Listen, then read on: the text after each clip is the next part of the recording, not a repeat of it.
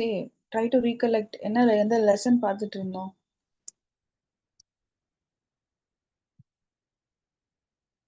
Three questionsங்கிற lesson பார்த்துட்டு இருந்தோமா?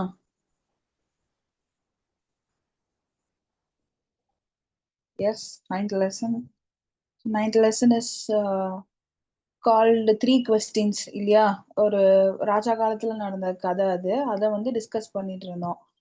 எப்படி ஒரு கிங்குக்கு வந்து அந்த கிங்டம்லயே வந்து எந்த எந்த 3 கொஸ்டினுக்கு வந்து பதில் சொல்றாங்களோ, அவர் நினைக்கிற அந்த 3 கொஸ்டினுக்கு யாரு பதில் சொல்றாங்களோ அவங்களுக்கு நிறைய ரிவார்டுன்னு சொல்லி அனௌன்ஸ் பண்ணி என்ன பண்ணாரு, நிறைய அனௌன்ஸ்மெண்ட்ஸ் கொடுத்தாரு.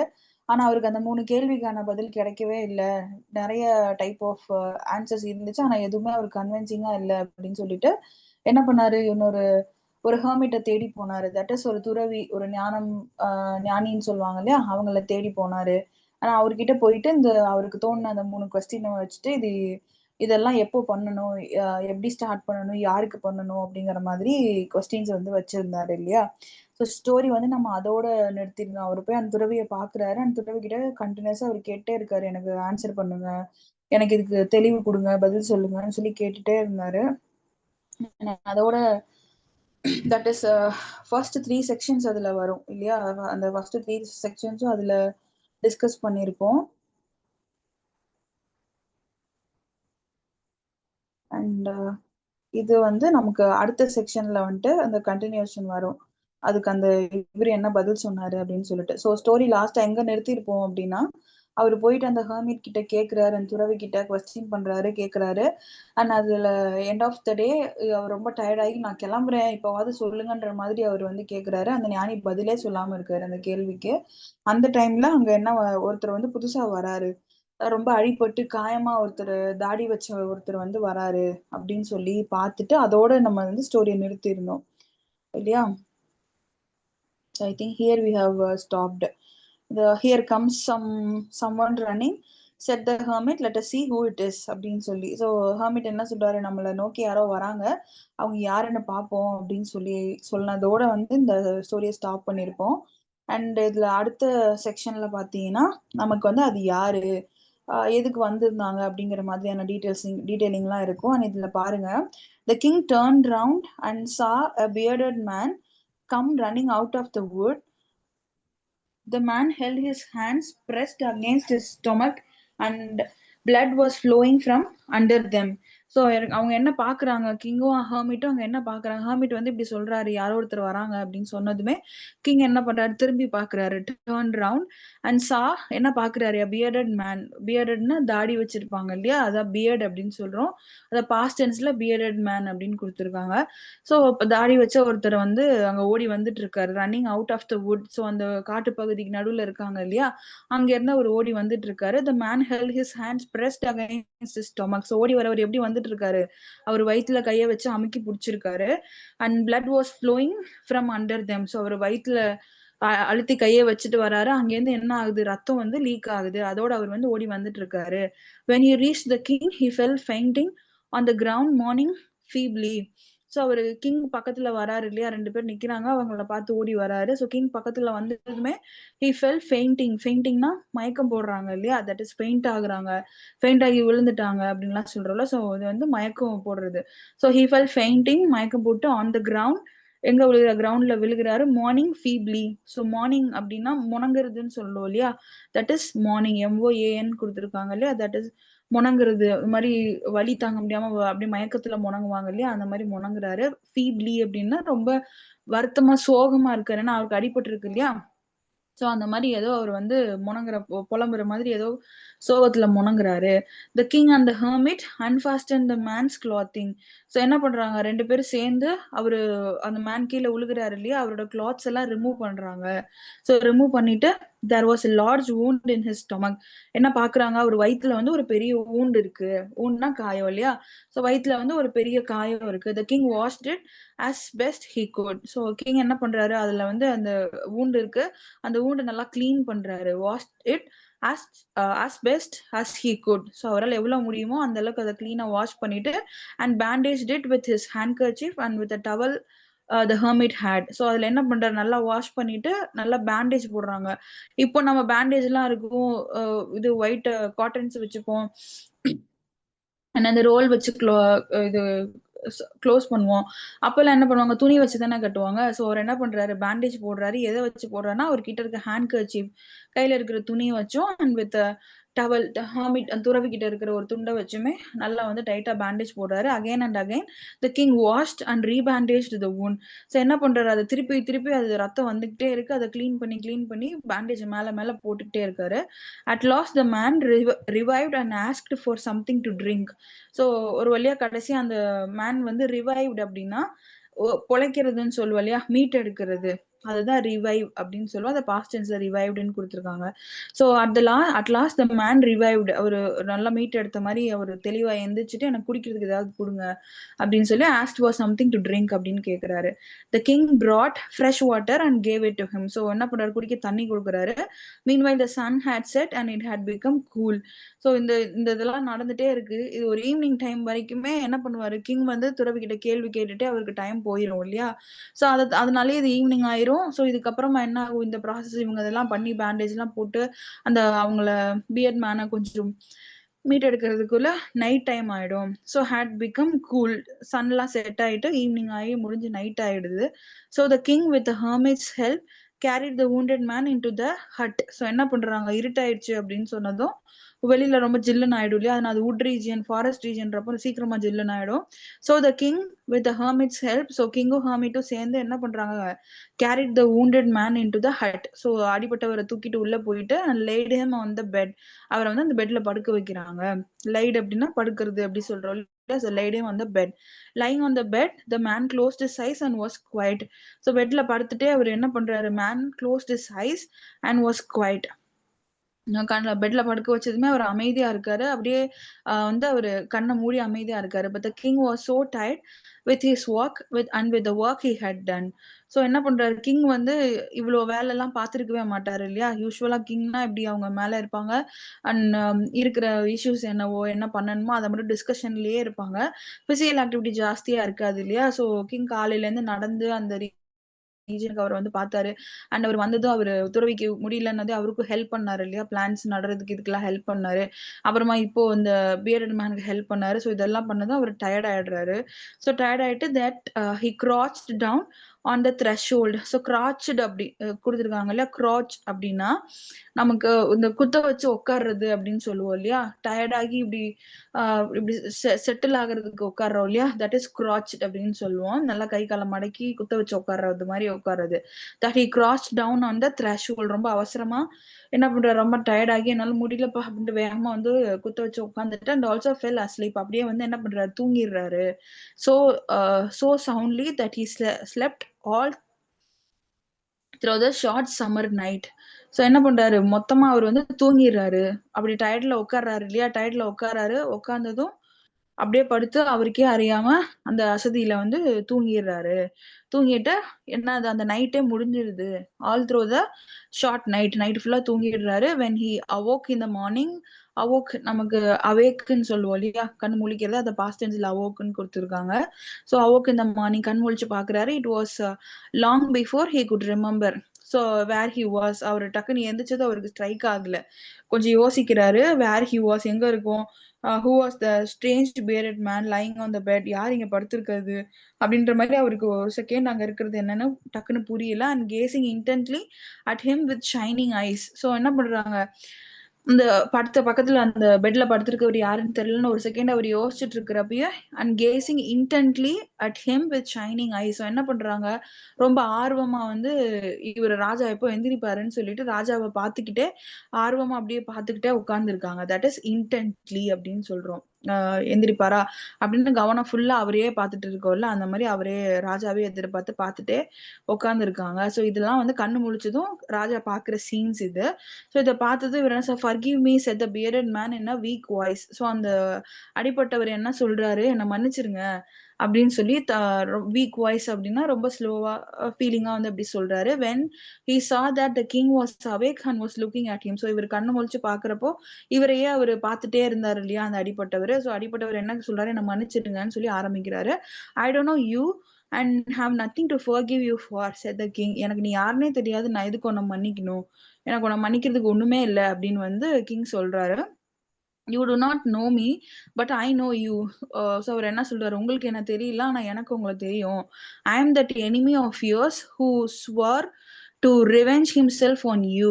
ஸோ என்ன சொல்றாரு, நான் தான் வந்து உங்க எனிமி அப்படின்னு சொல்லிட்டு ஐ ஆம் த எனிமி ஆஃப் யோர்ஸ், உங்களோட enemy who swear to revenge. Swear அப்படின்னா ஸ்வேர், ஒரு தீர்மானம், கோவத்துல கத்துவாங்க இல்லையா, அது ஸ்வேர் பண்றது, ரொம்ப வந்து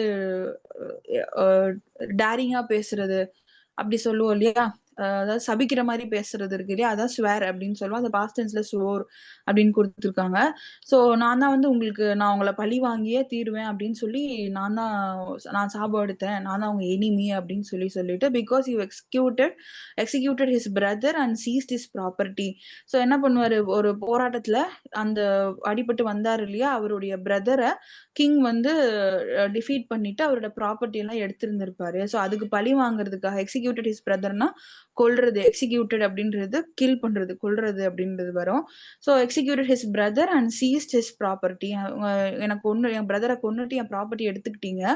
ஐ knew you had gone alone to see the hermit. So நீங்க தனியா தான் இப்படி துறவியை வந்து பார்க்க வரீங்க அப்படின்னு எனக்கு தெரிஞ்சிச்சு.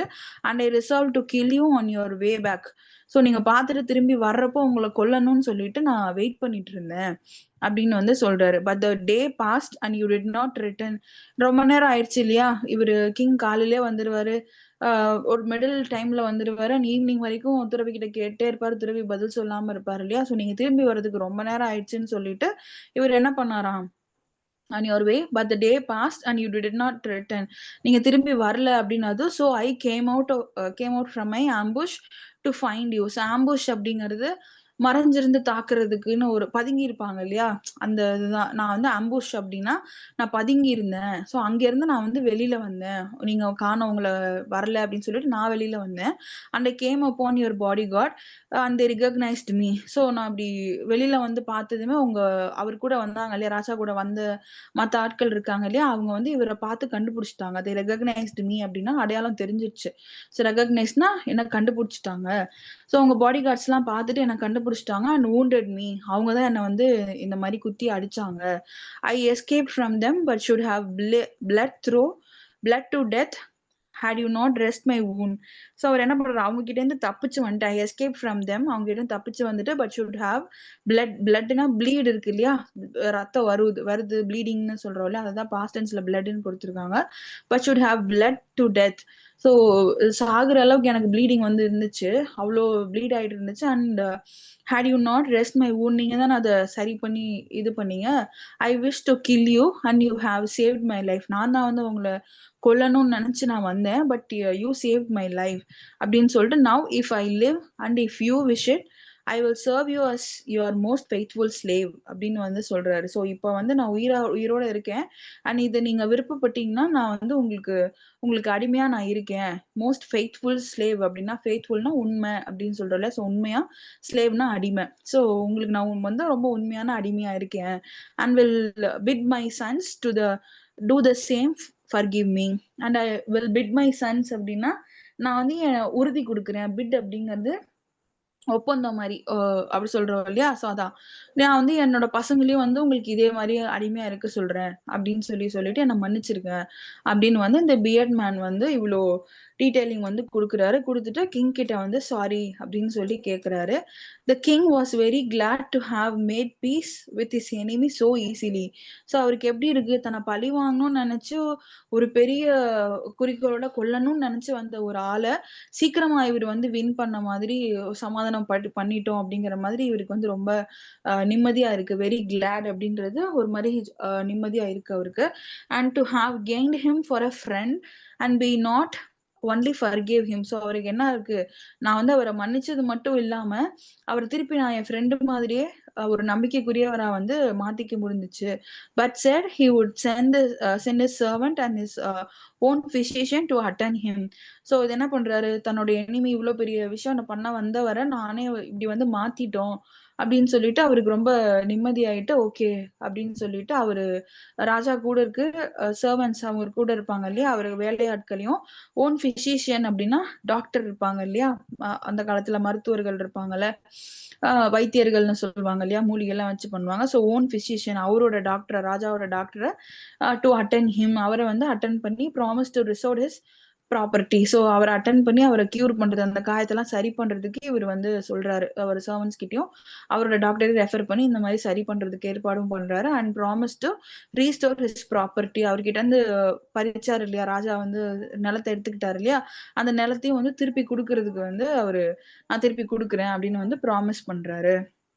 அண்ட் இதுதான் வந்து இந்த செக்ஷன்ல இருக்கும். ஸோ இதுல வந்துட்டு பிஎட் மேன் என்ன பண்ணாரு, என்ன எப்படி பேசினாரு, அண்ட் அந்த அவர் யாரு என்ன அப்படிங்கிற டீட்டெயில்ஸ் அதுல இருக்கும். அண்ட் இது நமக்கு தெரியல லெட் அண்டர்ஸ்டாண்ட் நமக்கு இங்க கொடுத்துருக்கிற அந்த சினாரியோ வந்து ஷார்ட் அண்ட் நீட்டா உங்களுக்கு உங்க அண்டர்ஸ்டாண்டிங்க்கு அந்த சீனை மட்டும் டிஸ்கிரைப் பண்ணி சப்ஜெக்டிவா கொடுத்துருப்பாங்க.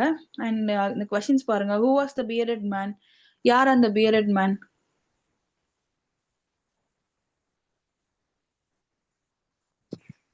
ராஜாவோட enemy. Very good. So Raja's Kings enemy அப்படின்னு சொல்லுவோம் இல்லையா.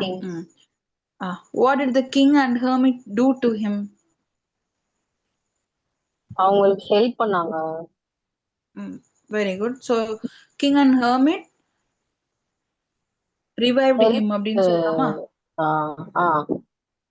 Revived him. Why did the king fall asleep on the threshold? Tired ஆகி அப்படி சொன்னங்கி அவர் ஏன் தூங்கிட்டாரு சீக்கிரமா அப்படின்னு கேக்குறாங்க. fall asleep on the threshold. அவங்க நிறைய வேலை பார்த்தாங்க. அப்புறம் அந்த அந்த பியர்ட் மேனுக்கு ஹெல்ப் பண்ணாங்க. Very good. So because of the heavy work. Why did the bearded man thank the king and also what did he say?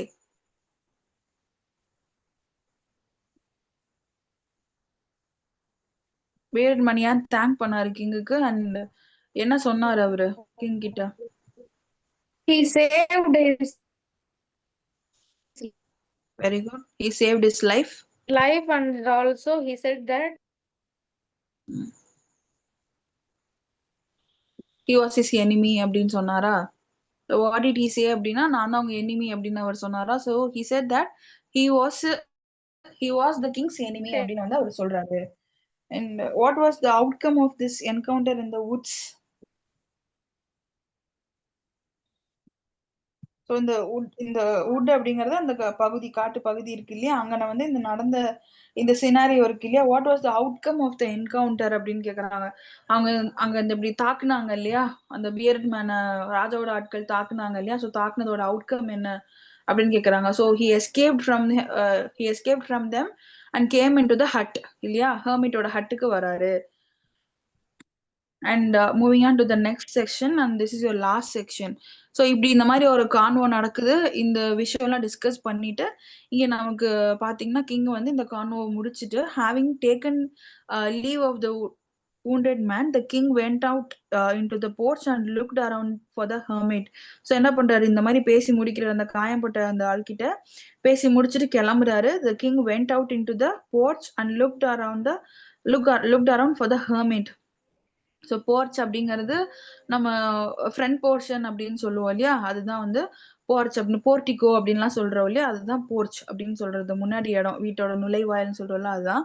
So அங்க முன்னாடி போயிட்டு இவர் என்ன பண்றாரு, ஹெர்மிட் வந்து துறவி இருக்காங்க இல்லையா, அவங்க தான் ஹெர்மிட், அவங்கள வந்து தேடுறாரு. Before going away he wished once more to beg an answer to the question he had put. So என்ன பண்றாரு, அவர் போறதுக்கு முன்னாடி திருப்பி ஒரு தடவை அவர்கிட்ட இந்த கேள்வியை கேட்கணும், இப்பவாவது ஆன்சர் பண்றாரான்னு பாக்கணும்னு சொல்லிட்டு அவரு அந்த ஹெர்மிட்டை வந்து தேடுறாரு. The hermit was outside on his knees sowing seeds in the beds that had been dug by the day before. So hermit என்ன பண்றாரு, வெளியில இருக்காரு. ஆன் ஹிஸ் நீஸ் அப்படின்னா முட்டி போட்டு உட்கார்ந்து இருக்காரு. ஸோ முட்டி போட்டு சோவிங் அப்படின்னா அப்படின்னா வந்து நட்டு வைக்கிறதுன்னு சொல்றோம் இல்லையா, செடி நடுறது. ஸோ அதை வந்து பண்ணிட்டு இருக்காரு. சீட்ஸ் என்ன பண்றாரு, சோவிங் சீட்ஸ்னா சீட்ஸை வந்து புதைக்கிறாரு முளைக்க வைக்கிறதுக்காக. இந்த பெட்ஸ் நேற்று முதல் நாள் அவங்க வந்து குழி தோண்டினாங்க இல்லையா, ராஜா இவரும் சேர்ந்து ஃபுல்லா எடுத்து குழி குழியா எல்லாம் எடுத்து வச்சாங்க இல்லையா, ஸோ அதுல வந்து இந்த மாதிரி சீட்ஸை போட்டுட்டு அவர் வந்து ஒன்னொன்னா எடுத்து போட்டுட்டு இருக்காரு. The king approached him and said, for the last time I pray you to answer my question wise man அப்படின்னு சொல்லி கிங் வந்து கேட்குறாரு. ஸோ கடைசியா அவர் பக்கத்துல போயிட்டு நான் ஒரு தடவை கடைசியா கேட்குறேன், என்னோட கேள்விக்கு தயவு செஞ்சு பதில் சொல்லுங்க அப்படின்னு சொல்லி கேட்குறாரு. You have already been answered, said the hermit, still crouching on his thin legs and looking up at the king who stood before him. So இவர் முன்னாடி கிங் என்ன கேட்குறாரு, ஒரு தடவை எனக்கு கடைசியா இதுக்கு ஆன்சர் பண்ணுங்கன்னு சொல்லி கேட்குறாரு. அதுக்கு அவர் என்ன சொல்றாரு, உனக்கு ஏற்கனவே ஆன்சர் கிடைச்சிருச்சு அப்படின்னு சொல்லி துறவி சொல்லிட்டு அவர் என்ன பண்றாரு, அவர் பாட்டுக்கு அவர் வேலையை பார்த்துக்கிட்டே ஸ்டில் கிராச்சிங் அப்படின்னா அந்த குத்த வச்சு உட்காந்துருக்காரு இல்லையா, உட்காந்து இந்த வேலையை பார்த்துட்டு இருக்காரு முட்டி போட்டு. ஸோ அந்த வேலையை பார்த்துக்கிட்டே அவரு முன்னாடி இப்படி கிங் நிற்கிறாரு, நிமிர்ந்து பார்த்து சொல்றாரு, how answered, what do you mean, ask the king. எப்படி சொல்றீங்க, என்ன மாதிரி எனக்கு புரியல அப்படின்னு சொல்லி கிங் வந்து கேட்குறாரு. do you not see, replied the hermit, உனக்கு என்ன புரியலையா அப்படின்னு சொல்லிட்டு, if you had not pitied my weakness yesterday and had not dug this bed for me but had gone your way. ஸோ என்ன சொல்லி ஆரம்பிக்கிறாரு, நேத்து இவர் கிங் வந்தாரு இல்லையா, ஹட்டுக்கு வந்தாருல்ல. So if you had not pitied my weakness, பிட்டிட்னா பாவம் பாக்குறது, இரக்கம் பாக்குறதுன்னு சொல்லுவோம்ல, அதான் பிட்டிட் அப்படின்னு சொல்லுவோம். ஸோ பிட்டி அதை பாஸ்ட் டென்ஸ்ல வந்துட்டு பிட்டிட் அப்படின்னு கொடுத்துருக்காங்க. ஸோ நீ நேத்து என்னை பார்த்தது என்னை பார்த்து பாவமா இருக்கு, பிட்டிட் மை வீக்னஸ் எஸ்டர்டே, என்னை பார்த்தது உனக்கு பாவமா இருந்துச்சு, and had not dug this bed for me. So என்ன பண்ண, எனக்காக வந்துட்டு இந்த இதை வந்து நல்லா இந்த பெட் எல்லாம் அவரு நான் உங்களுக்கு ஹெல்ப் பண்றேன் அப்படின்னு சொல்லிட்டு எடுத்து ஒண்ணுனா அவர் குழி தோண்டி கொடுத்தாரு இல்லையா. But had gone your way that man would have attacked you. இது எனக்கு நேத்து இந்த ஹெல்ப் பண்ண, அதையும் தாண்டி பட் கான் யுவர் வே, இதையும் தாண்டி the man would have attacked you and you would have repented of not having stayed with me. So என்ன பண்றாரு, அந்த மேன் வந்து அந்த பீரியட் மேன் வந்து வராரு, அவரையும் வந்து நீ தாண்டி ஹெல்ப் பண்றதுக்கு அப்படின்னு சொல்லி ட்ரை பண்ற. So the most important time was when you are digging the beds and I was the most important man. So அவர் என்ன சொல்றாரு, மோஸ்ட் இம்பார்ட்டன்ட், அவர் 3 கேள்வி கேட்டாரு இல்லையா, எந்த செயலை வந்து முன்னாடி செய்யணும், யாருக்கு முக்கியத்துவம் கொடுக்கணும், அண்ட் எந்த டைம்ல வந்து அந்த விஷயத்த செய்யணும் அப்படிங்கிற மாதிரி கொஸ்டின் தானே கேட்டிருந்தாரு.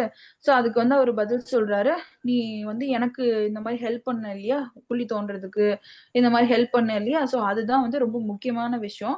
And I was the most important man, நான் தான் ரொம்ப முக்கியமான ஆளு. And to do me good was your important business. So எனக்கு நீ செஞ்ச விஷயம் தான் நீ செய்ய வேண்டிய முக்கியமான விஷயம் அப்படின்னு சொல்லிட்டு afterwards when that man ran to us. So இதெல்லாம் தாண்டி அந்த மேன் நம்ம கிட்ட இந்த bearded மேன் ஓடி வந்தாரு இல்லையா, வந்தப்போ the most important time was when you were attending to him. So அதை விட முக்கியமான நேரம் வந்து நீ அவனை வந்ததும் அவனை வந்து அட்டென்ட் பண்ணது, அவர் வந்ததும் என்ன ஆச்சோ ஏதாச்சோன்னு பார்த்தா இல்லையா.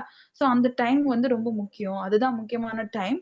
For if you had not bound up his wound he would have died without having made peace with you. So என்ன சொல்றாரு, நீ வந்து நேற்று அந்த மாதிரி உடனடியா செயல்படாம இருந்திருந்தேன்னா அவர் வந்து அந்த காயத்துல செத்து போயிருந்திருப்பான். Without having made peace with you, அவனுக்கு நிம்மதியே இல்லாம உன்கிட்ட சமாதானமாகாம அவன் இறந்தே போயிருப்பான் அப்படின்னு சொல்லிட்டு நீ ஸ்டெப் எடுத்து அவனை வந்து பார்த்ததுதான் வந்து முக்கியமான நேரம் அப்படின்னு சொல்லிட்டு. So he was the most important man. So அந்த இடத்துல அவர் தான் உனக்கு வந்து ரொம்ப முக்கியமான ஆளு.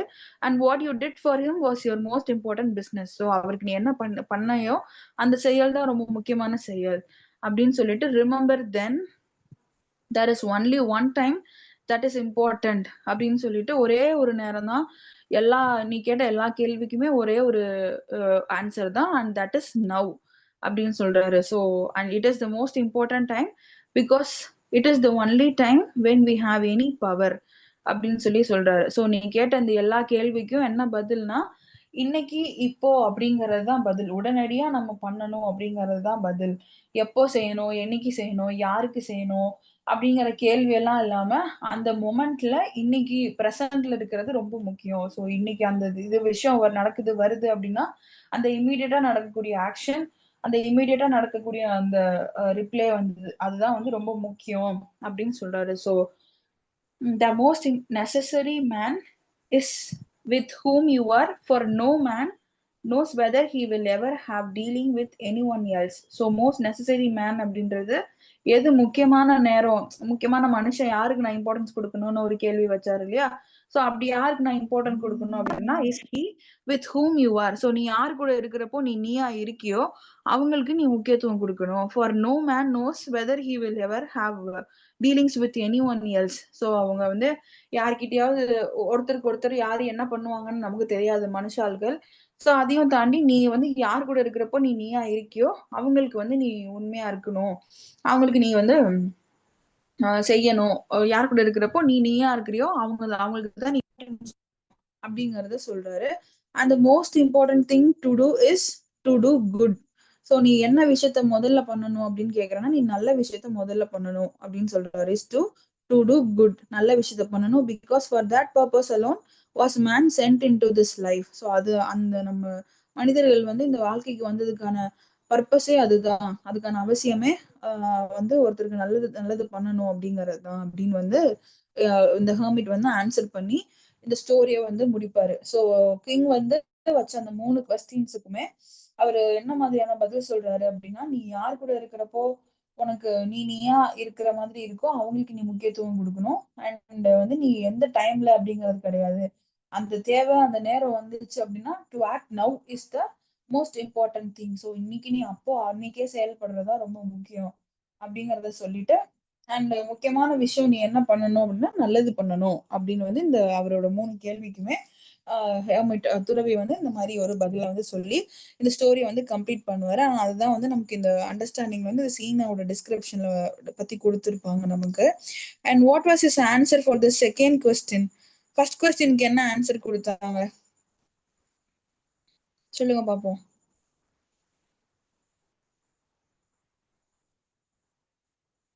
ஃபர்ஸ்ட் கொஸ்டின் ராஜா என்ன கொஸ்டின் வச்சிருந்தாரு?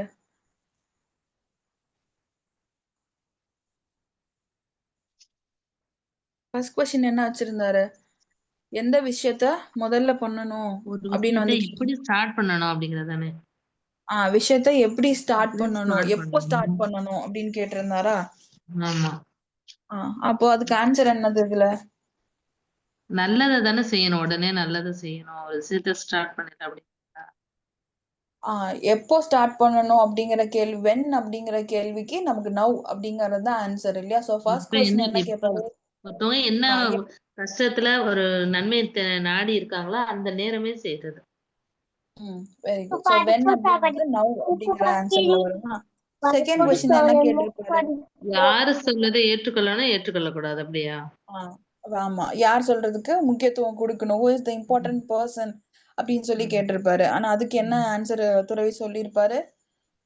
நம்ம யாருக்கு செய்யணுமோ, மனிதன் இந்த உலகத்துல வந்த நோக்கம் வந்து உதவி செய்யதான்.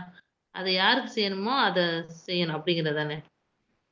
செகண்ட் கொஸ்டினுக்கு என்ன ரிப்ளை பண்ணிருப்பாருன்னா, நீ யாரு கூட இருக்கிறப்போ நீயா இருக்கியோ அவங்களுக்கு தான் நீ முக்கியத்துவம் கொடுக்கணும், அவங்கதான் உனக்கானவங்க அப்படின்னு வந்து சொல்லியிருப்பாரு. And with whomever with you அப்படின்னு சொல்லி பதில் சொல்லியிருப்பாரு. அதான் செகண்ட் கொஸ்டினுக்கு. அண்ட் தேர்ட் கொஸ்டின் என்ன கேட்டிருப்பாரு? எந்த எது நேரத்துல வந்து உடனே செய்யணும், செய்யணும், எது உடனே டக்குன்னு செய்யணும் அப்படின்னா எந்த விஷயத்த, எந்த அந்த விஷயத்த, நேரம் விச் திங். வரும்போது அத உதவி செய்யறது தான் அவங்களுக்கு செய்யற நன்மை. Very good. So to do good அப்படிங்கிறது தான் இந்த தேர்ட் கொஸ்டினுக்கு ஆன்சர் இல்லையா? எந்த விஷயத்த செய்யணும் அப்படின்னு அந்த கேட்டா நீ நேரம் நல்லது வரும்போது அதை செய்யணும். செஞ்சிடணும். Very good. ஸோ இதுதான் இந்த 3 கொஸ்டினுக்கு இதுதான் ஒன்னொன்னுக்கு ஆன்சர் அப்படிங்கறத ஞாபகம் வச்சுக்கோங்க. அந்த தெளிவு இருந்தாலே நமக்கு இந்த கதை புரிஞ்சிடும்.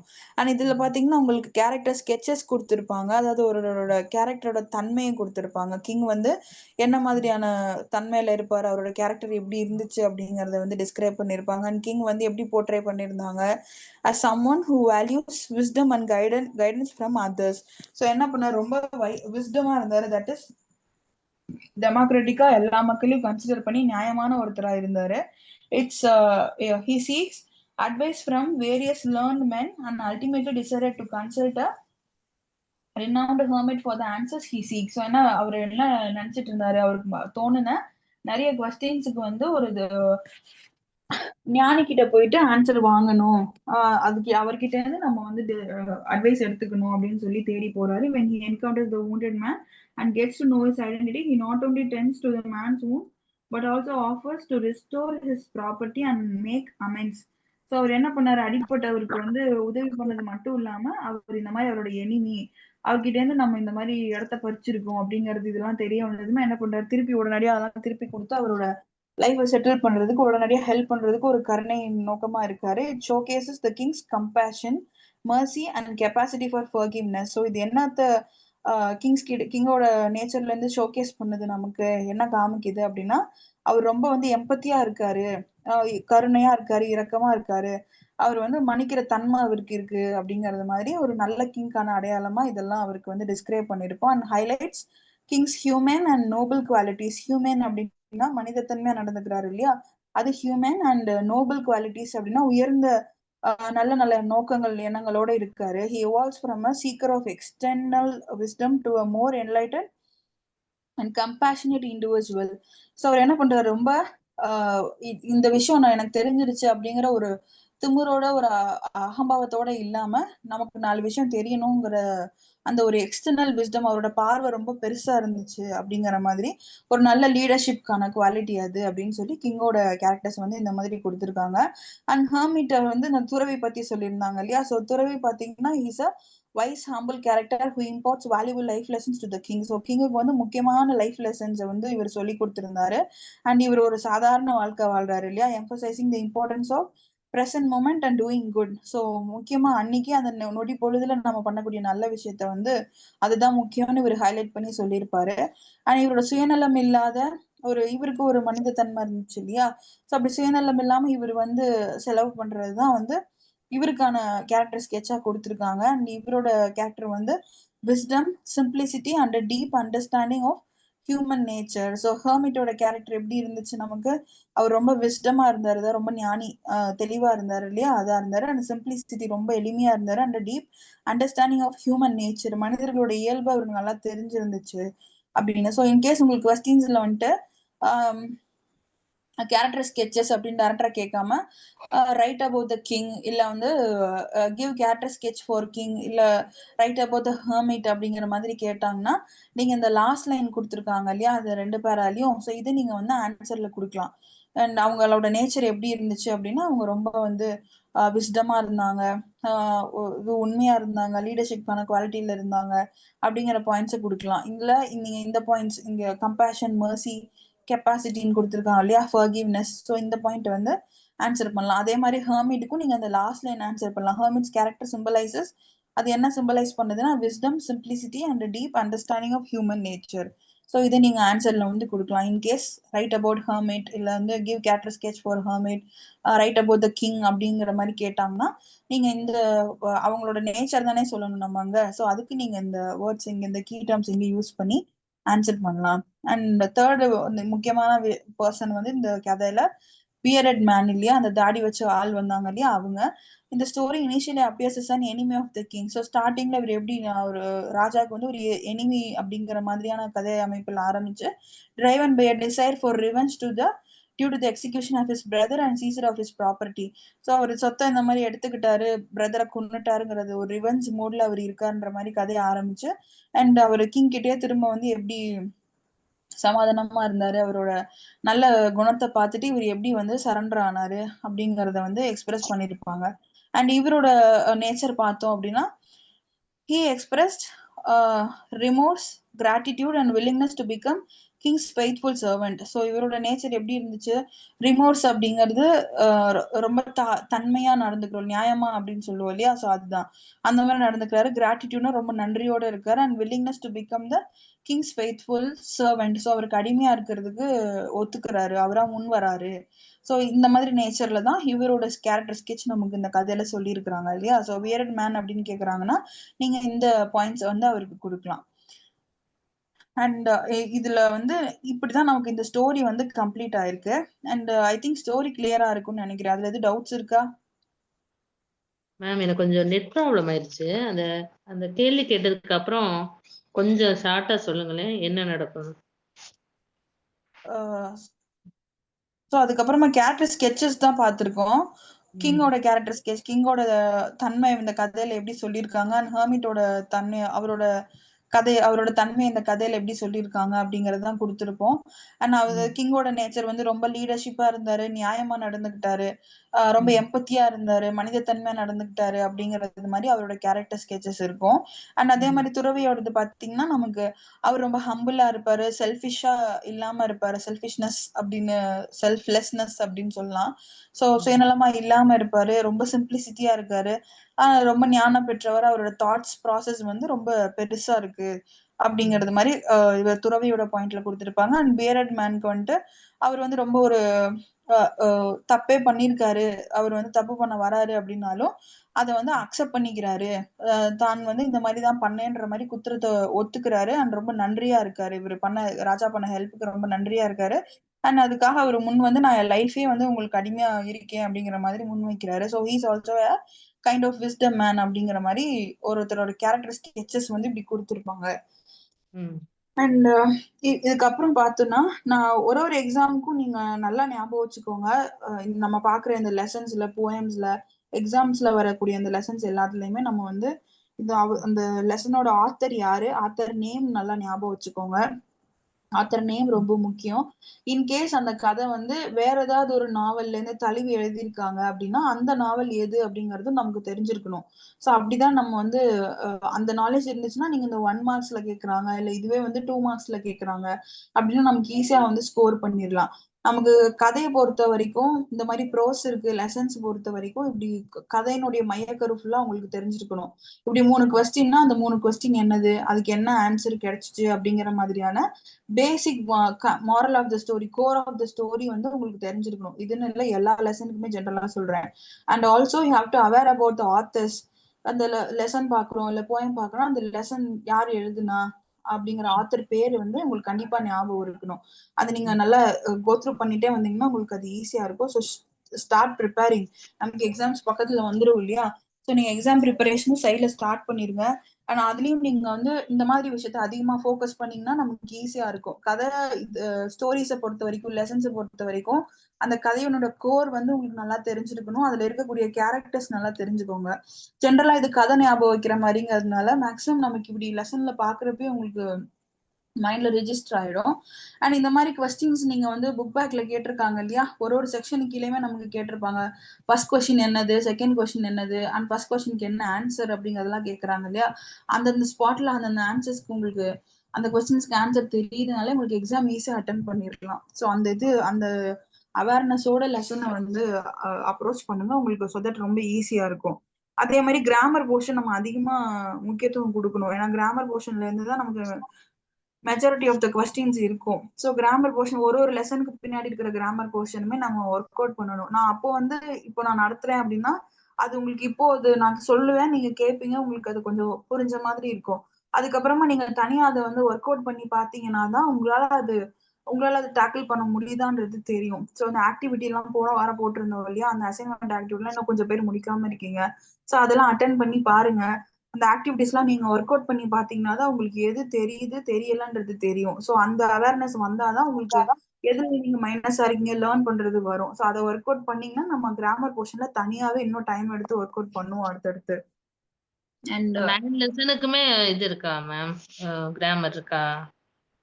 எதுல? இப்ப 3 கொஸ்டின்ங்கிறது 9th லெசன் தானே? ஆமா, அந்த 9th லெசன் தான்.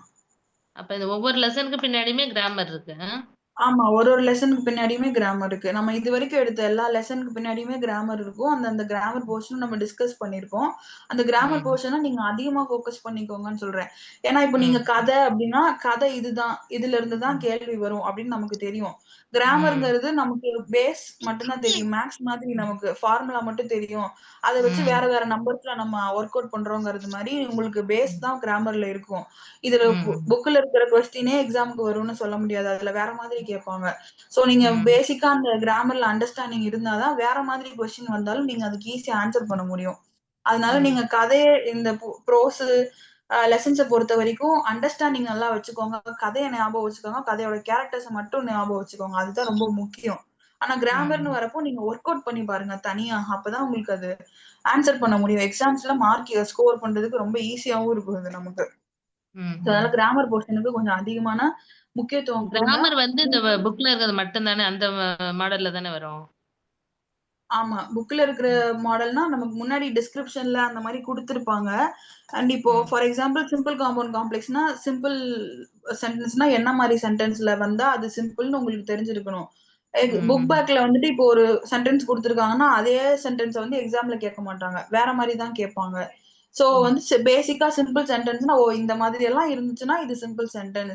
காம்பவுண்ட் சென்டென்ஸ்னா அண்ட் சோ பட் இந்த மாதிரி எல்லாம் இருந்துச்சுன்னா இது வந்து காம்பவுண்ட் சென்டென்ஸ் அப்படிங்கிற பேசிக் அந்த தெளிவு இருந்துச்சுன்னா என்ன மாதிரி கேள்வினாலும் வரும் நமக்கு. சோ அந்த அதுக்கான டிஸ்கிரிப்ஷன் என்னவோ அது ஞாபகம் வச்சுக்கோங்க. அது ஒர்க் அவுட் பண்றதுக்கு தான் உங்களுக்கு புக் பேக்ல கொடுத்திருக்க கொஸ்டின்ஸ், கிராமர்ல கொடுத்திருக்க கொஸ்டின்ஸ் எல்லாம் அதையும் ஒர்க் அவுட் பண்ணி பாத்தீங்கன்னா தான் அது உங்களுக்கு அப்ளை பண்ண முடியுதான்றது உங்களுக்கே தெரியும். சோ அதனால நம்ம கிராமர் போர்ஷன் அதிகமா டிஸ்கஸ் பண்ணுவோம். இதுக்கு முன்னாடி ஒரு 2-3 லெசன்ஸ் பார்த்திருக்கோம் இல்லையா? அதுல இருக்கக்கூடிய மொத்த கிராமர் போர்ஷனையும் நான் கம்பைன் பண்ணி அடுத்து ஒரு ஆக்டிவிட்டி போடுறேன். அதாவது எல்லாமே இருக்க மாதிரி சிம்பிள் காம்பவுண்ட் காம்ப்ளெக்ஸ் அதுக்கு முன்னாடி பார்த்தோம் இல்லையா? ப்ரிபோசிஷன் அந்த மாதிரி அது எல்லாமே இருக்க மாதிரி ஒரு ஆக்டிவிட்டி போடுறேன். அதையும் நீங்க ஒர்க் அவுட் பண்ணி பாருங்க. அப்பதான் உங்களுக்கு அது வந்து டச்லயே இருக்க மாதிரி இருக்கும். கண்டினியூஸா இல்லைன்னா மறந்துடுவீங்க.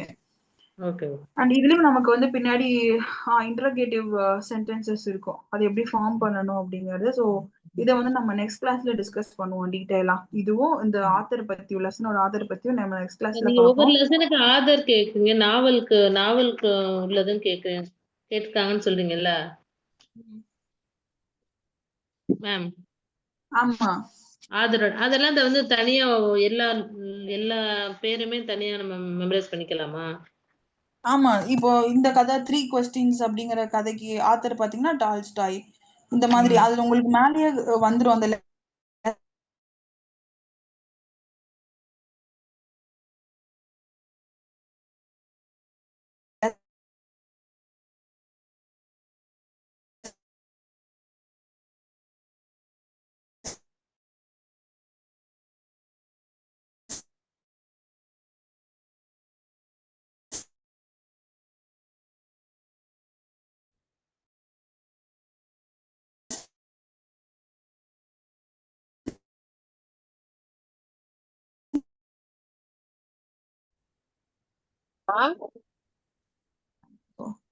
சொல்லுங்க. எந்தெந்த லெசன் வந்துச்சுமா? நமக்கு அந்த லெசன் டீடைல்ஸ் பைஃபர்கேஷன்லயே இருக்கு. நம்ம கிளாஸ் ரூம்லயே இருக்கு டீடைலா. நான் அது இல்ல உங்களுக்கு அதுலயே டவுட்ஸ் இருக்குனாலும் நான் தனியா உங்களுக்கு போடுறேன் அதுல. டிஎம்ஐக்கு வந்தது வந்து படிக்க தேவையில்ல மேம், அதனால. ஆமா, அது தேவையில்ல. எக்ஸாம் பாயிண்ட் ஆஃப் வியூல வந்து நம்ம இந்த போர்ஷன்ஸ் தான் கவர் பண்ணணும். ஓகே. இப்ப நீங்க லெசன்ஸ் என்னெல்லாம் லெக்சர்ஸ் பாக்குறீங்களோ இதுதான் நமக்கு வந்து எக்ஸாம் பாயிண்ட் ஆஃப் வியூல இருந்து வருது. சோ நம்ம எடுக்கிற லெக்சர்ஸ் கரெக்டா ஃபாலோ பண்ணுங்க. அந்த வீடியோஸ்ல அண்ட் கொடுக்குற ஆக்டிவிட்டிஸ் இதுல ஒர்க் அவுட் பண்ணுங்க. இதுதான் நமக்கு எக்ஸாம் பாயிண்ட் ஆஃப் வியூல இருந்து வருது. டிஎம்ஏ வந்து நமக்கு இன்டர்னல்ல அது ஓரியன்டா வருது.